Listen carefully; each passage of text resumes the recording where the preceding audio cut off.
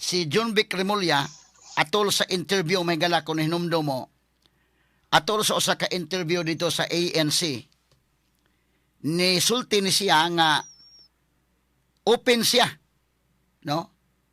Duna sa mga plano nga sa 2028 manghigala election mamahimo nga mudagan siya pagka-presidente sa Pilipinas. Straight to the point. Mao ni si DILG Secretary John Vic Remulla. Kining DILG Secretary ka unya mangandoy ka, mangambisyon ka mahimong presidente, dili kayo layo. Ha? Medyo duol-duol na. Kay kinigod mga higalang DILG Secretary ka, under control nimo ang local government units nga mga officials, ang mga LGUs, tanan gobernador imo, tanan mayor imo, tanan nga mga public officials, under na sa DILG. Kadtong mga managerial posts, under sa DILG. Mabita na kung makahinumdo mo mga higala, kung doon ay plano da is John Vic Remulla, ani. Medyo, ayuhon na niya iyang kwan. Dili, layo kani mga higala nga naa ka anak nga posisyon. Kay balik ko na ko, may mamisik, ani. Ang tanang gobernador, ang tanang mayor mo, support man nimo. Kay DILG secretary kagod. Otherwise, og dili sa mo, simang-simang sila, delikado, madisiplina sila nimo. Straight to the So point. ikaw may boss, maglisod dili ka ka-afford karon, labi pag gobernador ka karon, mayor ka, lisod ka kayo og sukul-sukul oy. So ang tanan nga mga mayor, ibutang ta tanan mayor, tanan gobernador na ani mo. Ha? Unya kini ko mga politicians mahigala, maginiphanay ni sa number of leaders. Bantay mo. Mudagan kag mayor mahigala, mag-ihap na pila ka buok kapitan imo, pila ka buok kapitan kontra. So kini ko mag-iniphanay pila ka gobernador imo. Hapit tanan gobernador iya, hapit tanan may lalagig na mamisik pila ka maihap studlo. Pila ka gobernador, pila ka mayor iya, kan John Vic na kaysa man mo DILG secretary. Ang problema lang ani kay kumudagan kag mga national positions, ang kalainan lang anak mahigala kay ang mga tao mangod magyap-ihap kag leaders. Ang problema ang mga tao nimo maihap, lahi gyud mga tao gyud on. Maparihan ni mahigala ba sa pagdagan ni kanhi Presidente Rodrigo Duterte, wa gyud say mayor iya, wa mga gobernador, wa mahigalay kwan, pero pagdagan kusog man gyud. Bisan to panahon ni Pinoy mga kaigalan, dili magud ka administration. So, panahon ni Pinoy, kita ka ang surge gyud sa mga tao kung maobserbahan ni mga politika. Panahon ni Pinoy, paspas kayo kanang wala sa kanabang mabutan tog phenomenon ba? Makabantay ka? Panahon ni Pinoy, kini ang wa say labot mahigala sa equation kay at tatay mahigala ang nagplanong mudagan si Maruhas o si Manny Villar, sila maoy giga pangka sa una, sila maoy ga rivals mga kagalaan. Pagkamatay ni Cory, kalit nga misulbong si Pinoy. So phenomenon to ang pagsulbong ni Pinoy mahigala. Mausab ni kang Duterte, paspas ang pagsulbong na 2016, wa mag-ihap og leaders. Pero mo ni bantayanan po ni John Vic. Kini pong kang pambari 4 gani pagkadaog pagka-gobernador. Wa man mag-ihap og kwan, wa mag-agad sa pila ka buk mayor. Kumpiyansa bitaw kontra mga higala katos kanhi Governor Gwendolyn Garcia kay hapit tanan mayor iya god. Straight to the point. So kung magkiniphanay leaders, mao maginas politika may kalikan nga mag-ihap kag leaders kay kung imo ang mayor anak usa ka lungsod, that means naay mo da sa imong kandidatura diha. Medyo advantage yun. Pero oy, nasugamak.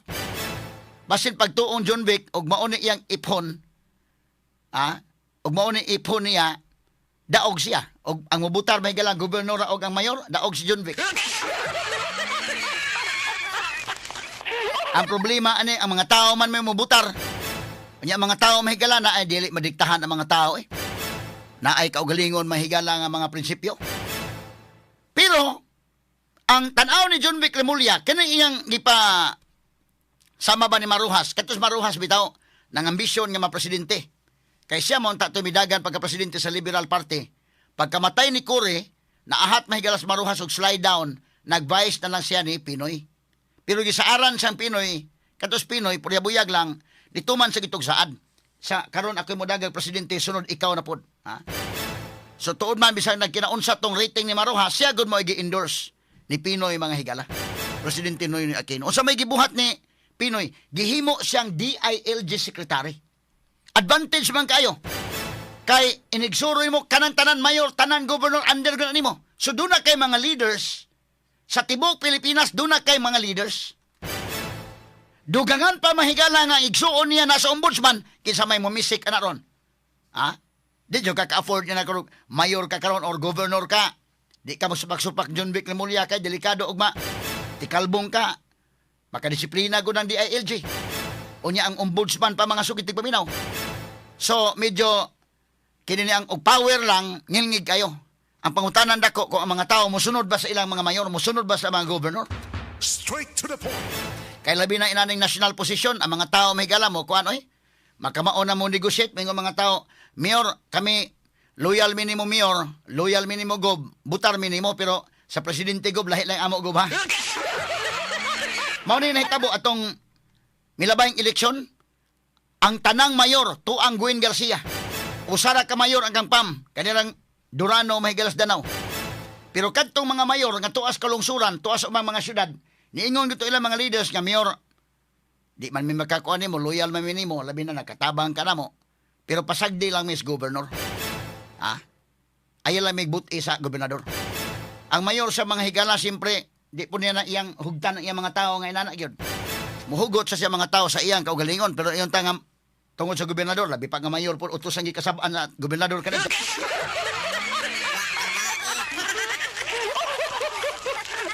Labi pa mahigalag, utro pong nahilamos o kasaba, nahibawa ba kung doon na mga mayor ng pangasabaan. Di ko lang i-mention mga pangan, mahigalag, grabe ito mga saba, itong unang gobernador kanhi Gwen Garcia. Doon na mga mayor nga gahilam o kasaba. Nya kanang mayor ka, nakasabaan ka. Unya kanang imong mga tao dito miingon, mayor, mabutar minimo, pero pasagdi lang Miss Governor ha, di lang gimi anang Gwen. Ikaw mayor ka, nakasabaan kang Gwen, mahuna ka. At the back of your mind, magkanga, sige.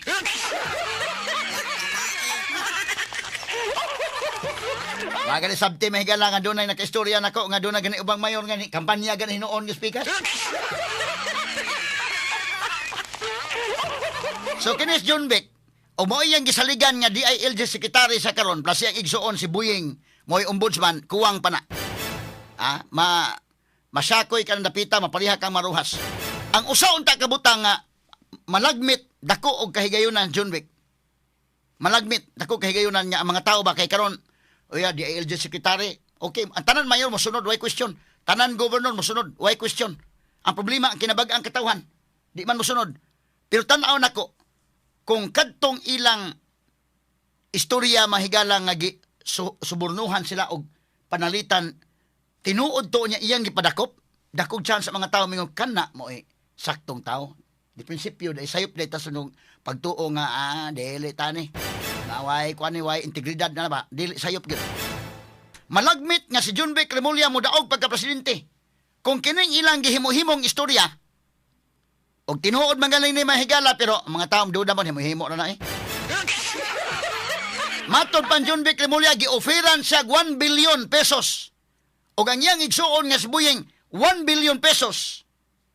Aron ko no nga padangog to na tong usa ka kontraktor, usa ka congressman, usa ka kontraktor nga na-involve sa kinini ang flood control project. Wa kuno nila dawata. Kanang istorya bilib ang mga tao na in the LB. So, hindi gano? 1 billion wa dawata. Nya kay wa dawata ang tag 1 billion nila. Sus ni offer na pagbalik. 2 billion ang i-offer. Matod pan John Vic, nasagmuyo ko nung yung igsuon nga Buying. Wa ko nung nadawata ang tag 2 billion. Muna makaingon ka, makatuo ka ba anang istoryaha o kanang istoryahan John Vic, char-chara nila?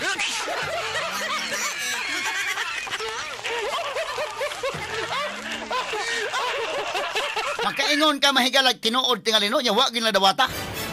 Pero og makaingon lagi po mga tao og tinuod pa ilaw tangi padakop kay krimen man na. Kay bawo man John Vic anak, kay bawo mas Buying anak. Abogado og Buying ombudsman man ganit ni. O nya andel sa revised penal code. Kinini ang under may sa revised penal code kanang corruption of public officers. Mahimo nimo nang ipadakop. mahimo na mo nang i-entrap. Ha? Pagkanindot unta, katong 2 billion pag yun, 1 billion, dili me. Ya 2 billion. Dili gyapon me. Ug ila pa tong gi-sit up, unya gi-entrap, nadakpan yun mahigala ang tao nga nag-offer sa 2 billion, so 4 billion ila ni John Vic og ni Buying. Unya kanang 4 billion iuli sa treasury sa government o di ang 4 billion namo sa akong kuya. 4 billion ni among iuli ni sa kaban sa katawhan. Perting sikata. Paminaw ko daog sa pagka-presidente. Nya nadakpan yun. Dakpan yun. Kay ang di mo dakpon, krimen ka na ang pag-offer, ang pagsuborno og usa ka public official, krimen ka na under sa revised penal code. Mabitaw nga, kadto si Leandro Libiste, example Nako example, si Congressman Leandro Libiste, gi-offeran mga higalas kontraktor og 3% sa total amount sa usa ka project, sa usa ka kontraktor. Kadto si Abelardo Calalo, DPWH Engineer, District Engineer. Gi-offeran si Congressman Leandro Libiste. Usag himo, Congressman Libiste. Okay, sige. Aton dawaton na imong offer. Pero sit up na daan, NBI man nagdakop day. Sit up daan. Paghatag sa kwarta, dakop. Entrapment operation, dakpan. Priso ang engineer. Ang 3 million to giuli sa treasury. Ngano nadakpan man ganit na mahigalang kanang kang Leandro Libiste, nga si Leandro Libiste, Congressman, Hisos Ginoo ko. Nya 3 million, kani pa nila nga, tag 2 billion sila, 4 billion ang tanan. Unya si John Vic Remulla, under niya ang PNP, ang tibuok PNP organization, under ni John Vic. Jesus Christ. Wani mo ma-sit up to John Vic na ba, sige, i-sit up na ba? Under ko di mo na tanan, si IDJ, SAF, SWAT, tanan, nga, Philippine National Police, under ni John Vic Remulla. Siya rugwa sa kaingon nga, sige, ako dawato ng 2 billion, no? Kami sa kuisoon si Buying, salamat kayo 2 billion eh. Nga, sit up na yung paghatag sa armored car, ipadag armored car, iparking din man na, dagha ng kwarta ni magkag 4 billion. Nga, pag tunol na karon pag, okay, dakop, entrapment operation, dakpan priso. Kanang kang Leandro Libiste, 3 million, dakpan na priso, ang district engineer. O kanay hitabo ang mahigalag, tinuod pa ni, dakpan na, priso mga higala kanang nagsuborno, unya ang 4 billion, mingon John Vic, akong iuli kini sa treasury sa Philippine government, kwarta ni katawhan, among iuli, sikat kayo, doon ay chance mo daog pagka-presidente sa 2026. Straight to the point. Pero saon tamang kuning iyang istorya mo guni ba? Ang mga tao, dali kayo makasabot, oy, nga kanang, pinyang gi-offeran mi, tag 1 billion, wa mi mo dawat. So, gipatasan, 2 billion, wa mo dawat. Nga no man ang, wa man ang brakpe. Gusto pa mo puno?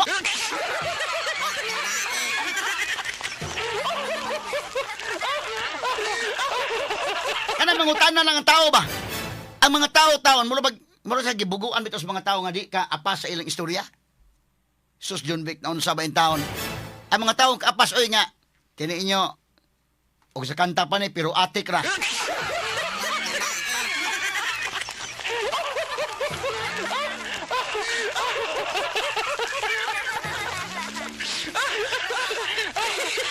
Kay tinuod pa ni Migalan, dadakpan man gani nag-offers kang Leandro Libiste nga congressman ra si Libiste, congressman ra. Dili niya under ang Philippine National Police. Ang kinatibuk ang pwersa sa Philippine National Police under John Vic Remulla. Di saro wa gyud kadakop John Vic. Tanan na adang cybercrime unit, ang SWAT, ang SAF, si IDJ, tanan nga investigators na Saro tanan intel na Isit pa to nimo nya 2 billion gihatag nimo kang Buying 2 billion nya inyong giuli sa Philippine government. Nya nagadakpan gyud na. Makaingon mga tao di prinsipyo gyud es John Vic.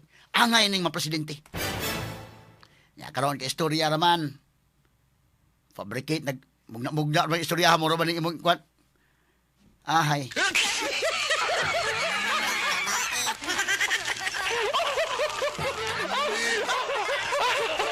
Bisan pag ma-disqualified si Sara Duterte.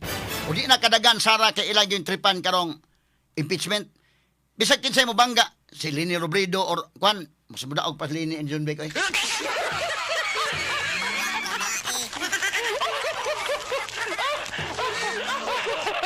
Pero isit up niyo balik ko to be. Og mo kwan kanang mingon halay ni 3 billion na nya dakpa.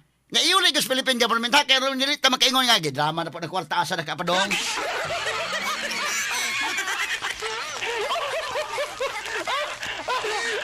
Muna ang mga tao, pag ingon, giufiran mi, tag 2 billion, 4 billion na mo duhan eh. Kuan, sa iyang igsuon. Yes, BBM po, o tupos BBM, sakay po niya nga, nasagmuyo ko. Astas buying, usa may gibati ni buying, ano nga, kuan sa dahang giufiran sa, nasagmuyo.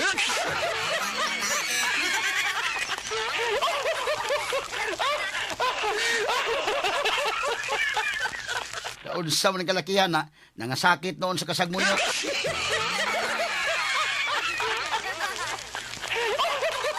Sa pag drama-drama mahigala bida. Kana bitaw drama bitaw nga layo ra tinuod ba itan-aw nimo dayo. Initan-aw nimo sa script kasabot ni kang wa ni kini pagkasuwatas drama. Dili ni maipay sus. Kining istorya ha. Clarix kayo. Mo na gyud wa maayo pagkahimo pagkatagik ang istorya. Og sa ingon pa, wa maayong pagkatahiya. Kay na klaro ang dispuga. Not just number one.